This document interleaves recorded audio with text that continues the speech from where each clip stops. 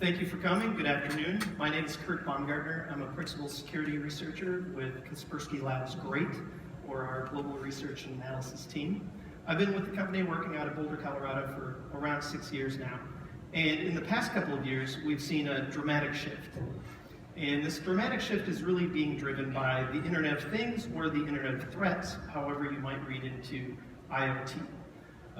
Today we're going to look at, or I want to talk about, how IoT is driving and exposing more attack surface and creating new and unexpected needs, cybersecurity needs, when it comes to transportation security.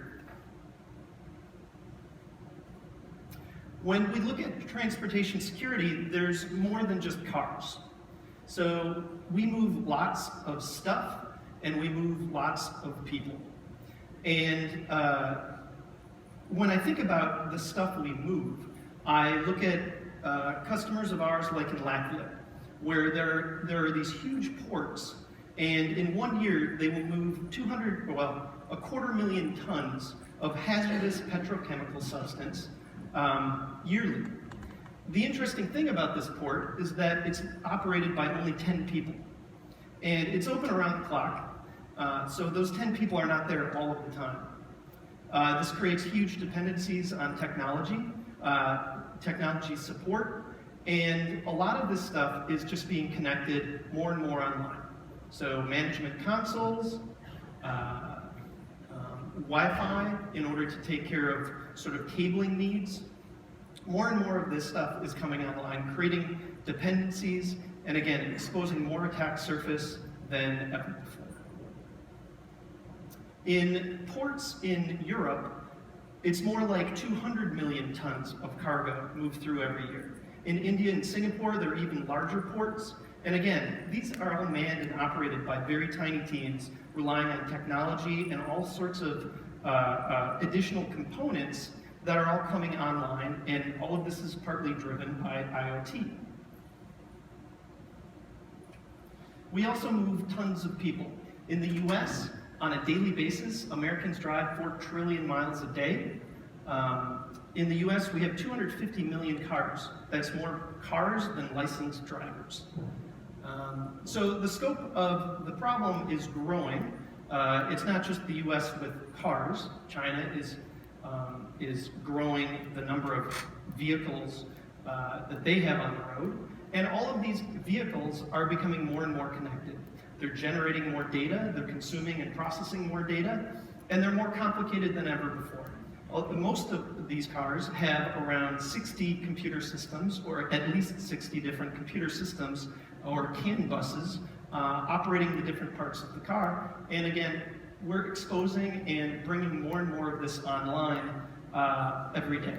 So again, we're introducing naively built structures, process, and code online, and exposing more and more unexpected attack surface. This is just a slide of an ECU. I'm going to skip that. Here's a timeline, and this is interesting for a number of reasons. Back in 2010, there was some very interesting research going on by some students at the University of San Diego and the University of Washington. They injected messages into the CAN bus, and they were able to completely control a car, but they just weren't doing it remotely. They quietly did this research, and it was quietly wrapped up. In 2000, this timeline should really extend a little further. In 2015, Charlie Miller and Chris Velasek released their research about remote car hacking, which resulted in 1.4 million vehicles being recalled.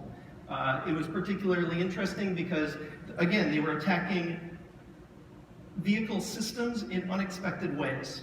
So what had happened was the Sprint networks allowed anybody else on the Sprint network to connect with any other device on the Sprint network.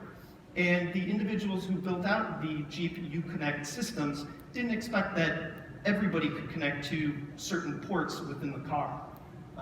So again, this is a result of IoT, the ubiquitous connectivity and data flow, creating these vulnerabilities and exposing attack surface in ways we just didn't expect. We're seeing telematics, we're seeing Wi-Fi, cellular connectivity, satellite links. There are new radios that manage tire pressure, anti-theft, ignition capabilities, keyless entry radios. All of this exposes more and more code, hundreds of millions of lines of code that simply were not built with security as a priority. Companies are getting on top of this. There are some, but not all, that are pen testing and auditing their code with cybersecurity teams.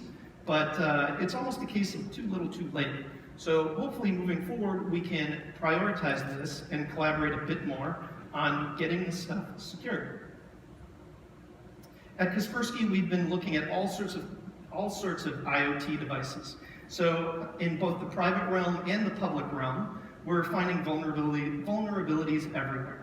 So whether it's baby monitors, whether it's coffee makers, refrigerators, TVs, there are poorly configured systems, debug ports that are available, all sorts of vulnerabilities. And often the response we get is, well, the next model takes care of it, so the consumer can just buy the next model. It'll be secure. And this is a real problem. On the public side of things, we look at CCTV and surveillance video networks. These are interesting because they are implemented at airports and shipping ports, all sorts of transportation hubs. And unfortunately, a lot of it is implemented with Wi-Fi that isn't properly secured. They're using default admin usernames and passwords. WPA2 is not being used. Often everything is in plain text. It's very easy to reverse engineer and take over the proprietary network communications that's being transmitted across these cameras. So this is a real problem. We're exposing more and more code that's, again, being implemented and opening up unexpected vulnerabilities regularly. There are all sorts of seen and unseen problems with transportation security. In the past year, we've exposed or publicly reported on a number of APT groups that rely on vulnerable code that's been around for decades in satellite communications, in older satellites. This abuse of these communications goes on to this day. It's going on right now. Two groups in particular, the Poseidon APT, we recently released a report on that. You can find that on SecureList.